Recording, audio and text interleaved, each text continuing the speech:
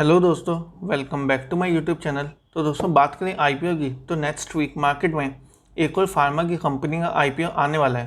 दोस्तों कंपनी की बात करें तो ग्लेनमार्क लाइफ साइंस। तो दोस्तों नेक्स्ट वीक हमें मार्केट में काफ़ी शानदार आईपीओ आते हुए देखने के लिए मिलने वाला है। तो चलिए आज की इस वीडियो में हम सबसे पहले कंपनी का एनालिसिस करेंगे, देन उसके बाद मैं आपको बताऊँगा कि आप आईपीओ में अप्लाई कर सकते हैं या नहीं, या आपको आईपीओ में लॉन्ग टर्म के लिए जा सकते हैं या नहीं। तो ये सब हम एनालिसिस के बेसिस पे करेंगे। तो चलिए वीडियो को स्टार्ट करते हैं। तो दोस्तों यहाँ पे आपको मिलेगी कंपनी की डिटेल्स। तो सबसे पहले स्टार्ट करें, कंपनी कब की है। इनकॉर्पोरेटेड इन 2011, यानी ये कंपनी 2011 की है, 10 साल पुरानी कंपनी है। उसके बाद आप देखोगे Glenmark life science is a leading manufacturer of active pharmaceutical ingredient, यानी ये लीडिंग मैन्युफैक्चरर है एपीआईज की, जो फार्मा की दवाइयों में जो इंग्रेडिएंट यूज़ होते हैं या एक्टिव इंग्रेडिएंट बोल लीजिए, उनकी लीडिंग मैन्युफैक्चरर है। The company develops, manufactures and supply high quality of API. Company जो बनाती है वो मतलब एपीआईज बनाती है मेनली। यहाँ पे आप देख सकते हैं कार्डियोवैस्कुलर डिसीज़ की, सीवीएस, सेंट्रल नर्वस सिस्टम यानी ब्रेन से रिलेटेड जो चीज़ें बनती है सीएनएस, उसके बाद pain management and diabetes, and उसी के साथ साथ अदर डिसीज, एंटी इन्फेक्टिव हो गया, अदर थेरापेटिक एरियाज़ हो गया। तो दोस्तों कंपनी इन सब में डील करती है, यानी कंपनीज इन सब दवाइयाँ जो इससे रिलेटेड दवाइयाँ बनती है उसकी एपीआईज बनाती है, यानी उससे इंग्रेडिएंट बनाती है। तो ये तो था कंपनी का बिजनेस। अब उसके बाद आगे बात करें कि कंपनी का बिजनेस एक्सपेंड कितना है। Its product are being sold in India. इसके कंपनी जो प्रोडक्ट है वो इंडिया में भी बिकते हैं, उसी के साथ साथ ऑल्सो एक्सपोर्टेड इन मल्टीपल कंट्रीज़। तो उसको मल्टीपल कंट्रीज़ में एक्सपोर्ट भी होते हैं। उसके बाद जैसे आप यहाँ पे आप कंट्रीज़ का नेम भी देख सकते हैं, Europe, north America, Latin America, Japan. तो इन सब ETC, इन सब एरियाज़ में या इन सब कंट्रीज़ में कंपनी का जो प्रोडक्ट है वो एक्सपोर्ट भी होता है। उसके बाद currently it has 4 manufacturing facilities at Ankleshwar and Dahej in Gujarat, यानी कि 2 कंपनीज़ की मैन्युफैक्चरिंग फैसिलिटी गुजरात में है। उसके बाद मोहोल एंड यहाँ पे आप देख सकते हैं कुरकुम इन महाराष्ट्र। तो दोस्तों 2 कंपनी, यानी कि टोटल कंपनी की 4 मैन्युफैक्चरिंग फैसिलिटीज़ है, या आप 4 प्लांट बोल लीजिए कंपनी के जो इस टाइम पर इंडिया में लोकेटेड हैं। दोस्तों उसके बाद स्ट्रेंथ की बात करें कि कंपनी के पास मार्केट से अलग क्या क्या चीज़ें हैं। तो यहाँ पे आप देख सकते हैं लीडिंग मैन्युफैक्चरिंग सेलेक्टेड एपीआईज, जैसे कि कंपनी के बिजनेस पे भी हमने देखा था, chronic therapeutic areas like central, CVS, CNS, diabetes and in सब पेन मैनेजमेंट। तो कंपनी का जो है लीडिंग मैन्युफैक्चरर है कंपनी एपीआईज बनाने की, ये तो एक स्ट्रेंथ हो गई। उसके बाद कंपनी का जो है वो सामान भी बहुत जगह एक्सपोर्ट होता है, Europe, Latin America, north America, Japan and उसके साथ साथ रेस्ट ऑफ द वर्ल्ड। तो डिफरेंट कंट्रीज़ में कंपनी का सामान एक्सपोर्ट होता है। उसके बाद strong relationship with leading global generic companies. तो जो कंपनीज इन सब सामानों में या इन सब दवाइयों में जो डील करती हैं उनके साथ अच्छे रिलेशनशिप भी है। उसके बाद अच्छा खासा proven track record of strong financial performance, यानी कंपनी ईयर टू ईयर हर साल अपना अच्छा ट्रैक रिकॉर्ड बनाती है फाइनेंशियल परफॉर्मेंस का। एंड उसके बाद high quality product manufacturing with R&D infrastructure. तो कंपनी का प्रोडक्ट भी हाई क्वालिटी है और कंपनी के पास R&D मतलब रिसर्च एंड डेवलपमेंट के लिए इंफ्रास्ट्रक्चर भी काफ़ी अच्छा है।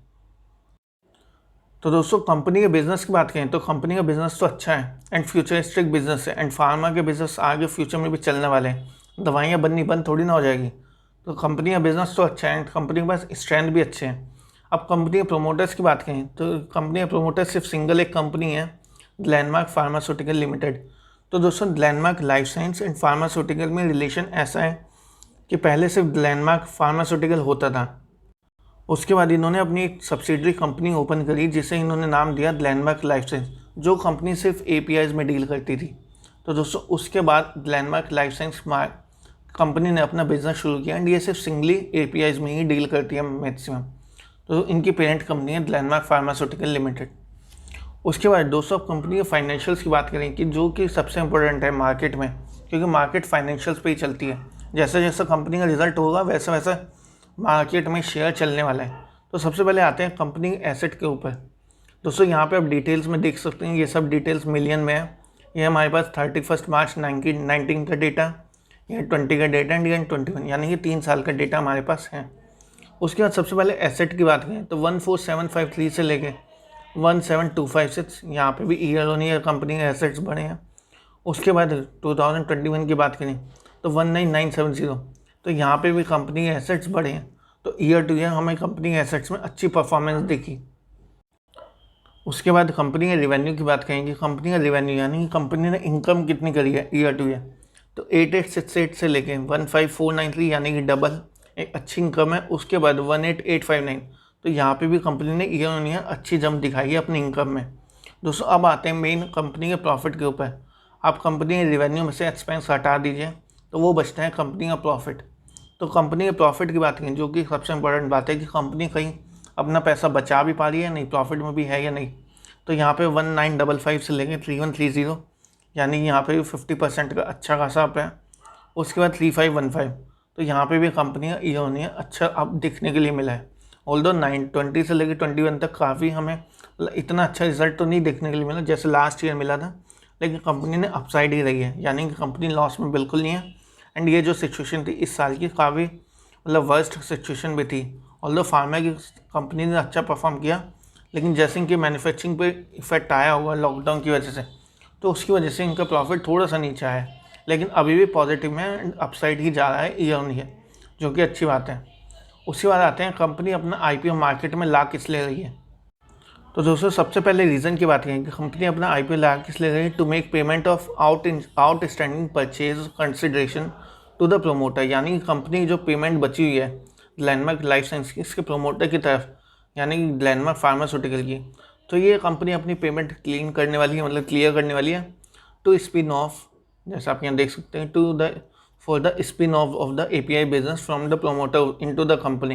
यानी कि अभी भी जो कंपनी जो प्रोमोटर का हिस्सा है कंपनी में, यानी ग्लेनमार्क फार्मास्यूटिकल का, तो ये कंपनी उसको जितना भी नया बिजनेस स्टार्ट करने में पैसा लगा था वो पैसा वापस देने वाली है, जो कि अच्छी बात है। यानी कि कंपनी अपने ऊपर से कोई प्रेशर नहीं रखने वाली है। To financial capital expenditure requirement, यानी कंपनी आगे अपना to finance capital expenditure requirement, यानी कंपनी अपने जो कंपनी के खर्चे हैं उसको फाइनेंस करने में यूज़ करने वाली है और उसके आगे बढ़ने भी वाली है। उसके बाद to meet general corporate purposes, यानी कंपनी जो ये सब होता है जनरल कॉर्पोरेट पर्पसेस, इन सब के लिए कंपनी अपना IPO ला रही है। दोस्तों अब आते हैं IPO की डिटेल्स पे। तो IPO की डिटेल्स आप यहाँ देख सकते हैं। IPO 27 जुलाई को ओपन होने वाला है, 29 जुलाई लास्ट डेट है, आपको इन 3 दिन में अप्लाई करना है। उसके बाद फेस वैल्यू की बात करें तो ₹2 की फेस वैल्यू है। IPO का प्राइस बैंड है 695 से 720, यानी कि सिंगल लॉट अप्लाई करोगे तो आप सभी 720 पे ही करते हैं। IPO के मैक्सिमम चांस होते हैं इस पर लॉट होने के। उसके बाद लॉट साइज़ कितने वाला है 20 शेयर्स का। मिनिमम ऑर्डर क्वांटिटी जैसे एक लॉट की होती है तो वो भी 20 शेयर्स। लिस्टिंग होने वाली है BSE और NSE पे। टोटल IPO का जो इशू साइज़ है वो आप यहाँ देख सकते हैं। ये टोटल IPO का इशू साइज़ है 1513 करोड़, यानी कि 1500 करोड़ का IPO है। उसके बाद फ्रेश इशू की बात करें तो 1000 crore and offer for sale, यानी कि जो प्रोमोटर्स अपने शेयर्स बेचने वाले हैं वो 500 करोड़ के। तो ये सब तो थी IPO की डिटेल्स। उसके बाद आते हैं IPO की जो मतलब फॉर्मेलिटी मैं आपको आगे की बता देता हूँ। IPO जैसे आपने देखा था 27-29 ओपन होने वाला है। अलॉटमेंट 3 अगस्त तक हो जाएगी। रिफंड जो है वो 4 अगस्त तक आ जाएगा। शेयर जो है वो 5 तारीख तक आपके डीमैट अकाउंट में आ जाएंगे। और लिस्टिंग की बात करें तो 6 अगस्त में लिस्टिंग है कंपनी की। दोस्तों उसके बाद प्रोमोटर होल्डिंग की बात करें तो फिलहाल तो कंपनी के पास मतलब कंपनी के प्रोमोटर्स के पास 100% होल्डिंग है। पोस्ट IPO कंपनी के प्रोमोटर्स की होल्डिंग बचेगी 82.84%, जो कि अभी भी काफ़ी अच्छी प्रोमोटर होल्डिंग है। तो अब बात आती है कि क्या आप IPO के साथ जा सकते हैं, तो डेफिनेटली आप IPO के साथ जा सकते हैं। अभी GMP की बात करें तो वो तो अभी सामने नहीं आया है, लेकिन आप ऑब्वियसली GMP पॉजिटिव ही रहेगा क्योंकि कंपनी के फाइनेंशियल भी अच्छे हैं, कंपनी के बिजनेस भी अच्छे हैं। तो आप IPO के साथ तो आराम से जा सकते हैं, कोई दिक्कत की बात नहीं। और लॉन्ग टर्म की बात करें तो आप लॉन्ग टर्म के लिए भी कंपनी में इन्वेस्ट कर सकते हैं। कंपनी के फाइनेंशियल्स अच्छे चल रहे हैं, जो कि सबसे इम्पोर्टेंट बात है। उसके बाद कंपनी का बिज़नेस भी अच्छा है एंड आगे फ्यूचरिस्टिक बिजनेस है। तो दोस्तों मेरी इस IPO को लेके यही राय थी कि आप लिस्टिंग गेन के लिए भी जा सकते हैं शॉर्ट टर्म के लिए, आप लॉन्ग टर्म के लिए भी फ़िलहाल तो कंपनी के साथ जा सकते हैं। तो दोस्तों मुझे उम्मीद है आपको वीडियो पसंद आई होगी। अगर वीडियो पसंद आई है तो वीडियो को लाइक कर देना एंड उसी के साथ साथ चैनल को भी सब्सक्राइब कर देना। तो मिलते हैं आपसे नेक्स्ट वीडियो में ऐसे ही नए कंटेंट के साथ।